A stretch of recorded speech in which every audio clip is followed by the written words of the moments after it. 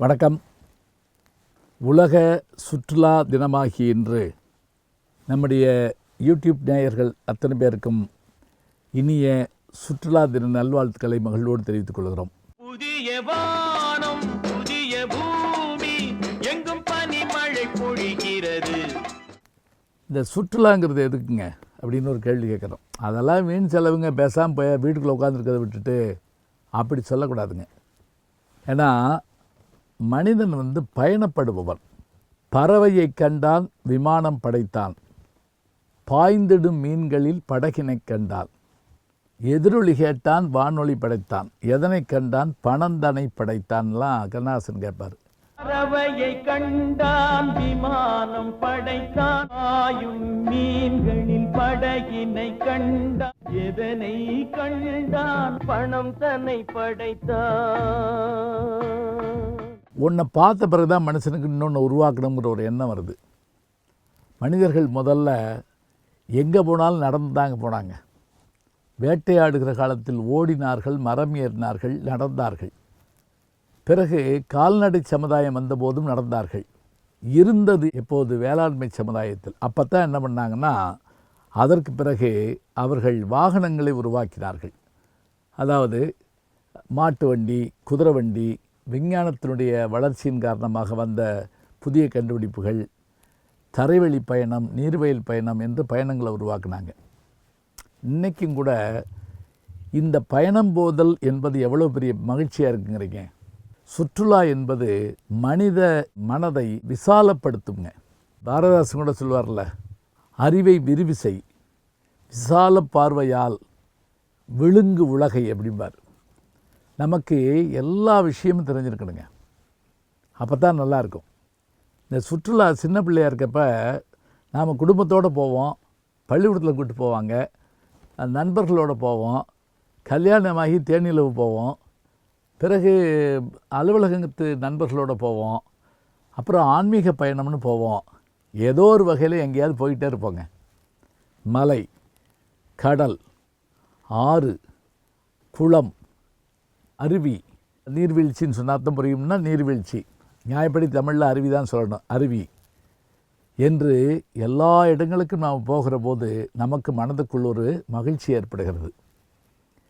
எப்போவுமே 4 சுவர்களுக்குள் இருக்கக்கூடிய அந்த பாதுகாப்பு நமக்கு இருந்தாலும் கூட பயணிக்கிற போது இருக்கிற மகிழ்ச்சி எப்படி இருக்கும்?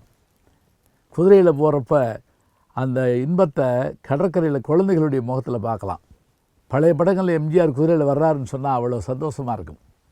அதே போல் இன்றைக்கி நம்ம பார்க்குறோம், சாகசம் செய்கிறவனு பைக்கில் போகிறாங்க. ஆனால் அதீத வேகம் ஆபத்துங்கிறத அவர்களுக்கு உணர்த்தணும். அதே போல் ஜன்னலோரத்து சீட்டில் உட்காந்துட்டு போகிறதுங்கிறது எவ்வளோ மகிழ்ச்சியாக இருக்கும். விமானத்திலேயே அந்த ஜன்னலோரத்து சீட்டு கிடைக்கிறதுல அவங்களே கேட்பாங்க, விண்டோ சீட் ஆர் அயல் சீட் அப்படிம்பாங்க. அது என்னென்னா, அயல் சீட்னால் இந்த பக்கம் இருக்கிறது, விண்டோ சீட்னால் அந்த பக்கம் இருக்கிறது. மேகங்களை பார்க்கலாம், மேகத்துக்கு மேலேயும் பார்க்கலாம்.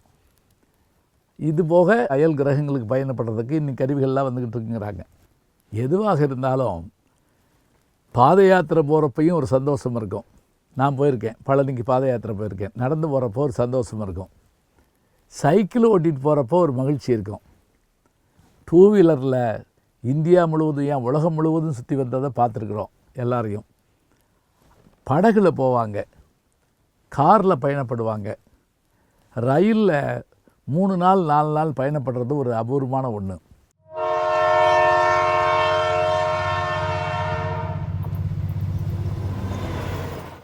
அதே போல் கடல் வழியாக போகிற போது சப்மரின்னு சொல்லக்கூடிய நீர்மூழ்கி கப்பலில் போகிறது ஒரு ஆச்சரியமான அனுபவம்.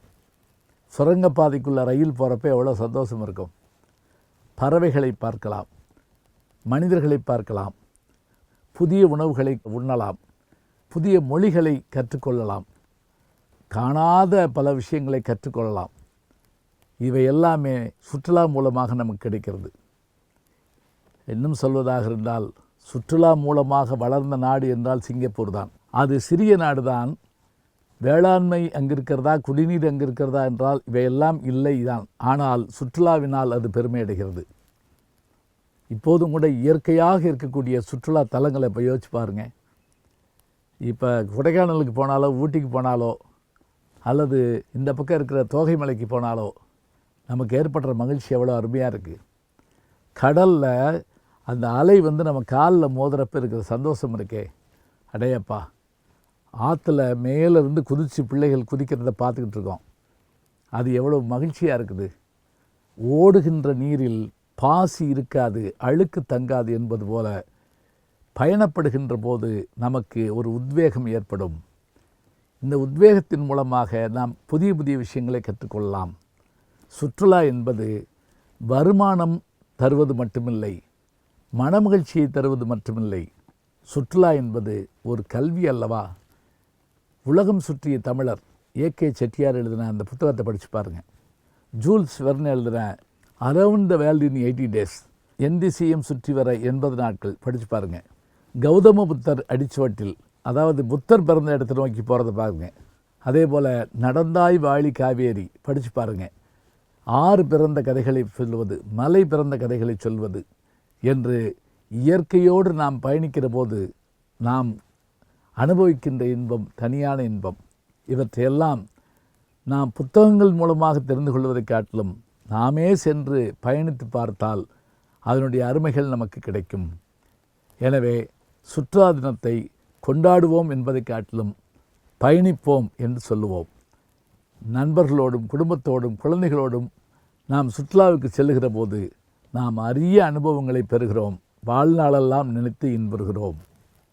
நல்ல செய்திகளை நாளும் சிந்திப்போம். நாளை சந்திப்போம். வணக்கம்.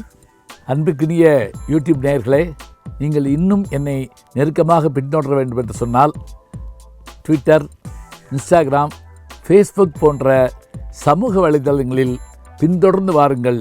நாம் முன்தொடர்ந்து செல்வோம்.